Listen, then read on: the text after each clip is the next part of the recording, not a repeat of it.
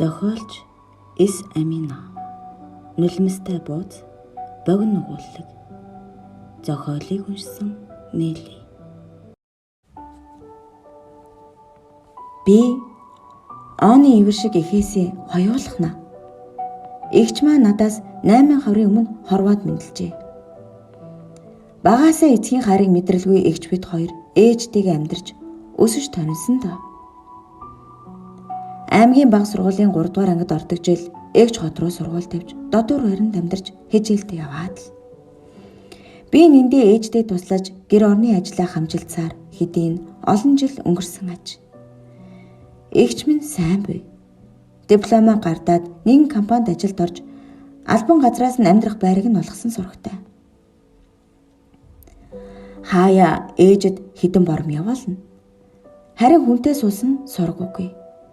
Ээж хаяа нэг гайгүй хүнтэй нийлвэл ааштай юу гэд үглэнэ. Би аймгийн 10 жил төгсөөд багшин дээд сургуульд тэнцээд хотод ирлээ. Игч хөөрхөн тогтжээ. Харин ээжийн үгээр тагнуул гэтэл эгчийг эргүүлж тойруулж буй хүн алга. Бүүн бэлэн юм дээр ирчихсэн чархлаа. Ээжийн үгэлхээс арай гэж салсан чинь эгч залгачваа. Орох гараад бүрий цагт нь нэг өдөр эгчтэйгээ хэллээ. Та арай дэндүү юм. Би ямар жаахан хүүхэд биш дээ. Товд цагнаад ерөөсөө цуг амьдарч чадахгүй. Оюутны дотор байранд орлоо. Та нарны хараг навчраад сайхан амьдрахгүй юу? Миний эрэг ямар хамаатай юм бэ? Гэд бууж гарав. Чи хотынхны мэдэхгүй байна. Орой өдөж ганцаараа явхад осолтой. Санаа зовсондоо л өглөн. Хамаг юм чинь бэлдэж байна. Хөр яах гээд байгаа юм бэ? Тэр бод дотор байранда ор. Надад ямар хамаатай гэд бас л буу. Би хамаг юмаа хамж аваад л ангийнхаа туяагийн очиж ээжтэй эгчийг баахан ховлож мөнгө явуул гэж нэг орилж нөгөө эгчэд дургүй хурж туяад баахан эгчийг мууллаа. Маргааш нь оюутны дотор баринд орчихлоо. Нэг хэсэг эгчтэй уулзахгүйгээд дугаараа хараад дуудлагыг нь таслаад л. Иймэрхүү байдалтай 2 сар өнгөрлөө. Ээж өгсөн мөнгөч дуусна, дахиад нэг нь. Ээж эгчийн өгсөн мөнгийг надад явуулаад буй би мэдчихлээсэн л да. Нэг өдөр уцаар танихгүй нэг хүн эгчийн нэрийг хэлээд эмнэлэг твцнийг нь дуулгав. Өвдсөн юм уу гэж намайг ширээ хүн асуухад бөөрийн дутагдалд орсон гэв. Би энэ талаар сайн ойлголт байхгүй тэнэг царайлцгаад за хэд хоногоос очно гэж хэлээд уцаа тасалж ав. Тэгсэн 3-4 хонцгож нэг өдөр хичээлээ тараад хэвдэж буй эмнэлэг рүү нь хараалаа. Цонхис юм харагдана. Хажууд нь аппарат гээд том бөөрийн хим иргэн. Миний дүү ирч гисэн юм уу? Хичээл нам нь сайн уу? Эгч нь гайгүй ингээд л. Одоо миний дүү тэр дотор барнаас гар гэртээр ээжтэй уурлаад байгаа мó да. Тав тухта гэр орондоо бай. Эгч нь удахгүй гарнаа. Битгий санаа зов. Гиснээ нулимсаа арчиж харагдав. Би ч яг гой болгож байна гэсэн тэнийг юм бодоод л. За одоохондоо дотор байрандаа байна. Дахиад загнуулж чадахгүй. Би чинь гайгүй юм биш. Яагаад ээжээс нуусан юм? Хичээл их зам байгаа. Дахиад ирч чадахгүй. Тэгээд уцаар араарай гэж хэд авчирсан хэдэн альмаа ширээн дээр нь тавьчаад гараад л шидчихв. Гой буулганд болоогүй шүү гэд ялсан баатар шиг таахалзав. Эгч чирсэнгүй. Би ч бас шазуур зуугаад залахгүй л байлаа. 2-7 хоног өнгөрөв. Нэг өдөр туяагийн ээжтэй нь гуруулаа будаатай цай дээд суудал туяагийн ээж эгчийг асуув. Нэг их цагдсан өглөө ядаргаатай намайг гэртээ иргэсэн. Би очихгүй. Ямар шорондогоош? Бөөрийн ядаргаа гэсэн байхаа эмнэлэг твцэн байна лээ. Нэг удаа хотсон. Одоо ч баг ядаргаанд гараад эмнэлгээс гарсан байх уу? Гэд буурч өгөв. Ээж нь юу бөөрийн ядаргаа гэж гэхээр нь би Нэг том аппарат эргээд л байлээ гэсэн чинь үгүй чи чинь яасан мал шиг охин бэ? Эгч чинь бөөрийн дутагдалд орсон бэ? Үхтэг өвчин. Миний хань бөөрийн дутагдлаар өөд болсон.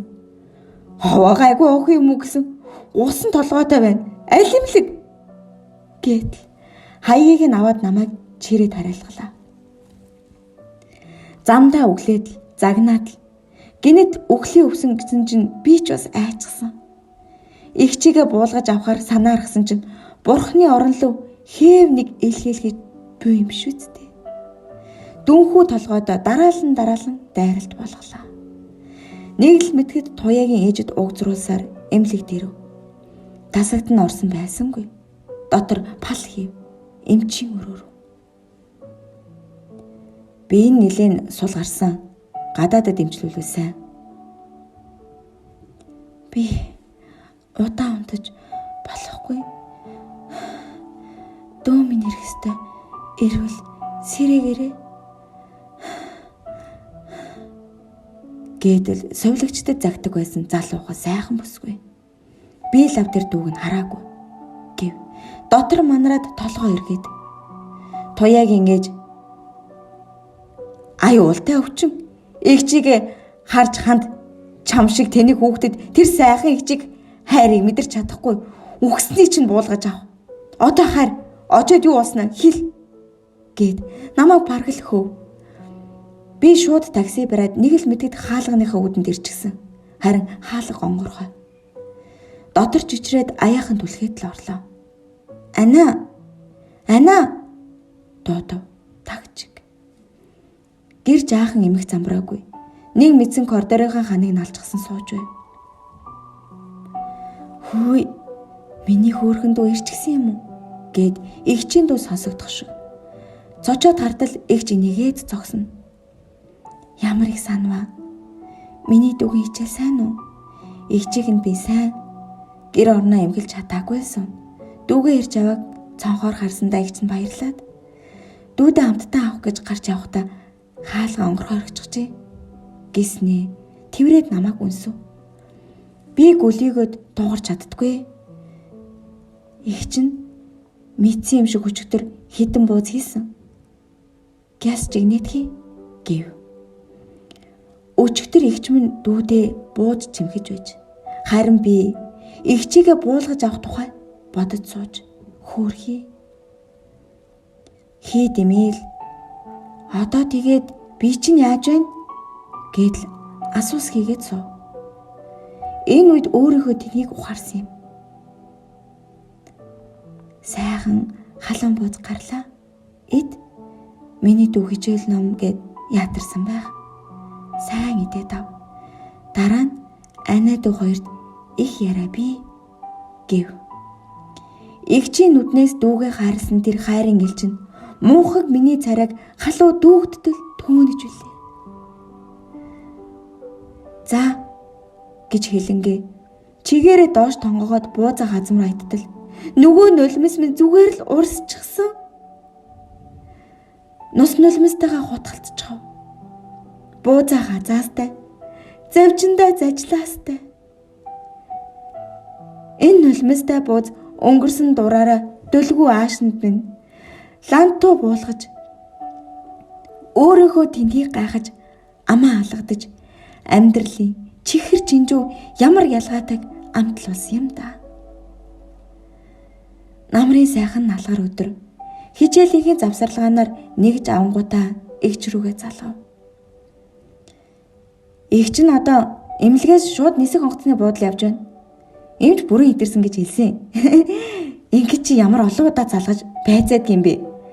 Хардаа нөхөр шиг. Ингээд би чиний дүү юм уу?